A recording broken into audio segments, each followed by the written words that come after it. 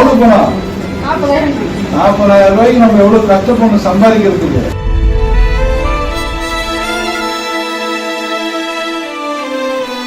இந்த மாதிரி இவங்கிட்ட பணம் கிடைச்சுங்காட்டி ஆச்சு.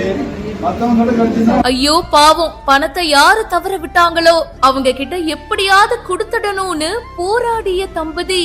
திருப்பூர் மாவட்டம் காட்டுவளவு பகுதியில இருக்கிறவரு பெருமாள் கட்டிட கான்ட்ராக்டரா இருக்காரு. இவங்களுடைய மனைவி அம்சவேணி.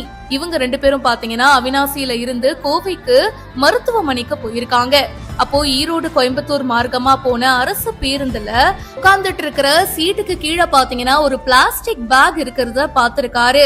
எடுத்து திறந்து பார்க்கும்போது உள்ள 40,000 ரூபாய் பணமும் ஒரு வங்கி கணக்கு புத்தகமும் இருந்திருக்கு.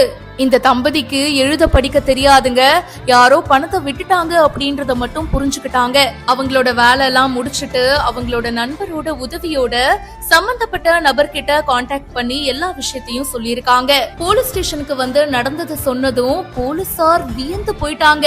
அட எப்படிப்பா அவங்கள சும்மா அனுப்புறது, வாங்கிட்டு வாங்க அந்த மாலையும் சால்வையும் அப்படின்னு சொல்லி அந்த தம்பதிய கௌரவிச்சிருக்காங்க. மூதாட்டி கலாமணி அப்படின்றவங்க தான் அந்த பணத்தை தவற விட்டது.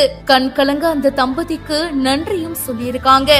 NCR Pure Cotton Club, formals and casual shirts.